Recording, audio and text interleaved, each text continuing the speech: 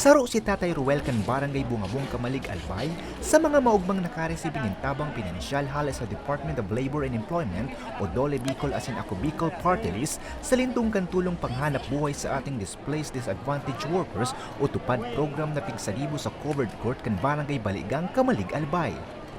Sigun kay Tatay Ruel, sadit man sana ang nakukuha niyang sweldo sa pag-construction kaya dakulang tabang nanggad sa iya ang pinansyal na asistensyang naresibin niya kasudma na gagamiton niya para sa orual daw na panggastos kan sa iyang pigbubuhay na pamilya.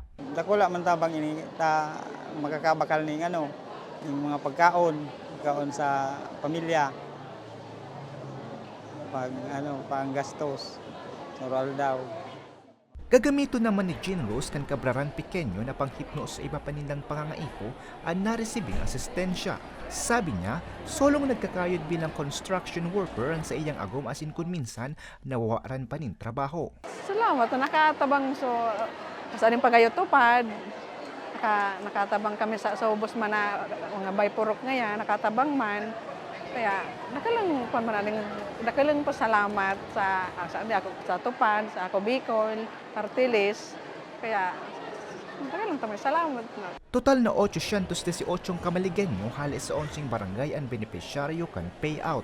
Presente man sa payout si Diday Ko na naghiras man ng mensahe sa mga residente. Pero syempre, ang gusto nito na Ranier Caloy ni Congressman Joey Salceda, ang maghalod sa inyong trabaho na long term. Kasi syempre po, ako naman ang pwede na sa nakitang ayuda. Paano kung mag-iba ng presidente inahalin sa ayuda?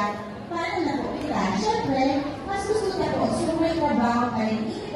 Initial yan na tabang para sa to dahil mga mahalod ang bakalod mo yan. Yun. Kaya maasahan po dito na sabi po ito sa mga programa may na makataong trabaho.